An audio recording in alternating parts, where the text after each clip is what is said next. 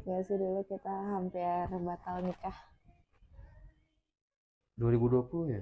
2020 pertengahan pas lagi aku di-cut karena COVID. Hmm. Terus kamu yang tadinya punya janji, ingat gak sih janji itu?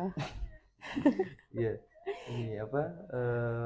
Mau nikahin kamu ya? Iya, Oh iya, aku dulu kan nazar ya kamu ya. Aku tuh Nazar bakal nikahin kamu kalau misalnya aku keterima Jakarta. keterima. Iya. Nah, terus alhamdulillahnya waktu itu keterima di Jakarta. Cuman karena akunya nggak kuat ya, Hmm, lemah emang. lemah. Ya, ya, gimana ya? Akhirnya resign dan emang kita mau fokus juga kan usaha Hmm. kan.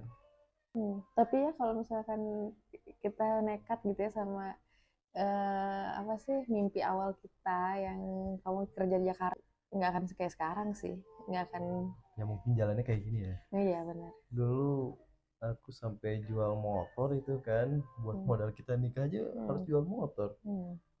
Dan waktu itu hampir nyerah tuh karena uang modalnya udah habis, usahanya kita nggak ada yang jalan sama Hmm. sekali.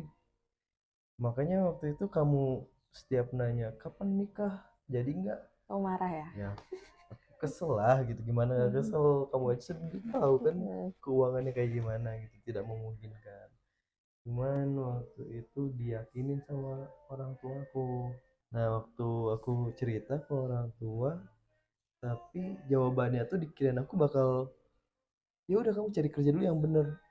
Ternyata enggak gitu, malah langsung ditanya, ya kamu mau kapan nikahnya, kamu tunggu apa lagi. Nah dari situ aku bilang kan, aku jujur kalau misalnya usahanya tuh belum begitu menghasilkan gitu, tapi diyakinin sama orang tua kalau misalnya kamu tuh kalau misalnya udah niat bagus, nggak usah mikirin apa ya, nggak usah nyamain, ya Khawatir. nggak usah khawatir, fokus aja terus. Dan kamu kerja di orang lain dan sama kerja sama diri sendiri itu kan sama-sama berusaha ya gitu, asalkan kitanya nggak diem gitu. Hmm.